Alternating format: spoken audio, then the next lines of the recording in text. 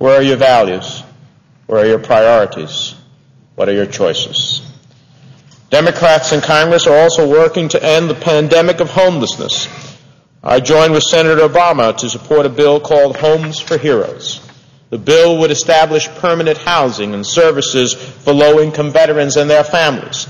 It would make more rental assistance available, assist providers of veterans housing and services, and focus more attention on vets who are homeless.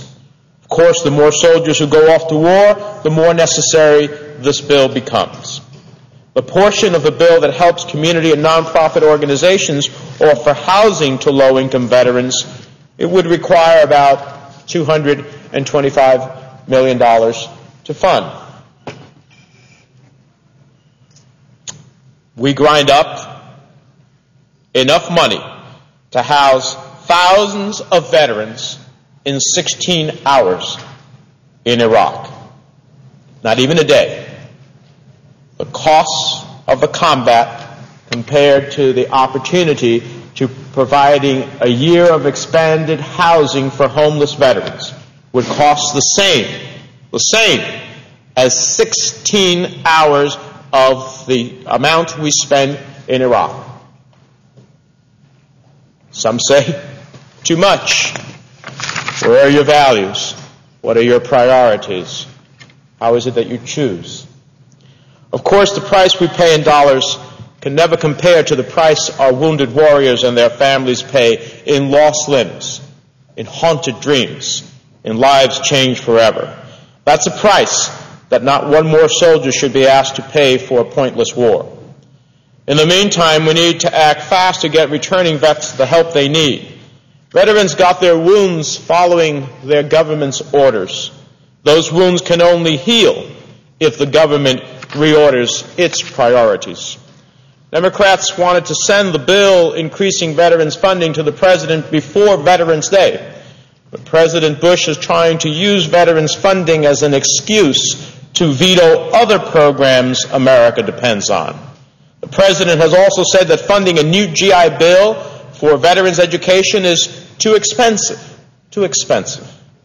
Never have calls for fiscal responsibility under this guise been so morally reprehensible and irresponsible.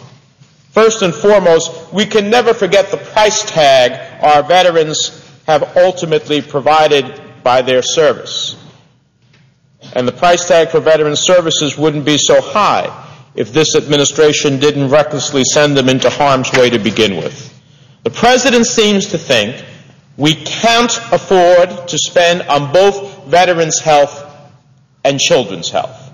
He seems to think we can't afford to treat the wounds our soldiers suffer and fund cancer research to save civilians from that brutal killer. He seems to think we can't afford to ensure the safety of our returning soldiers and make sure all Americans find safety in the workplace. But he did seem to think we could afford to chase Osama bin Laden in Afghanistan, as we should have, but then invade Iraq, even though both situations today are major, major challenges. He didn't seem to think we could fight He did seem to think we could fight a $2 trillion war in Iraq and give a massive tax cut to millionaires and billionaires, even though the economy hovers near recession and most American families are no better off than the beginning of this administration. He did seem to think he could sign every bill the Republican-controlled Congress sent him, running up the debt to the tune of $3 trillion, borrowing money from foreign countries to pay for a war that makes no sense, ignoring pressing national priorities, underfunding care for veterans, leaving our ports vulnerable, leaving our educational systems underfunded, leaving the massive crisis of global climate change completely ignored, leaving children in this country without health care because we've wanted to expand the number of uninsured children who have no health care coverage to those who would have health care coverage under our bill, leaving 47 million Americans with no health insurance whatsoever, and he thought that he could get away with all of it. Well, Mr. President, now is the time for us to stand up and say, you can't have it both ways. When it comes to children's health, when it comes to education and homeland security and veterans' care, we'd better be getting all the support we need. Mr. President, on Sunday, our nation devoted a day to those who devoted themselves to the nation through military service. We took that day to celebrate how lucky we are. How lucky we are. How unbelievably blessed we are as a nation to have such brave men and women rise up again and again to offer their service when they hear the call. But I hope we took that day to offer not just words, but deeds of thanks. A grateful nation not only goes to a Veterans Day observance or marches in a Memorial Day parade, as we should. A grateful nation shows their gratitude by how we treat veterans in the health care that they need, how we treat them in terms of taking care of their disabilities, and how we take care of their survivors for those who commit the ultimate sacrifice. That is the true measure of a grateful nation. We took that day to remember the duty we have to them because of the devotion they have showed to us. Veterans Day is about a fundamental principle. When soldiers are shipped off to war, if we can look them in the eye and tell them there's a good reason we're waving goodbye, we'd better be able to look them in the eye when they come back and tell them we mean it when we say, welcome home.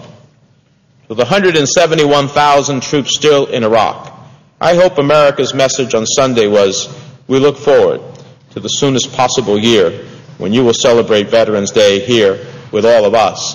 And we welcome you back and we honor you by how we take care of you in your health care for those who have disabilities, and how we've taken care of the families for those who committed the ultimate sacrifice.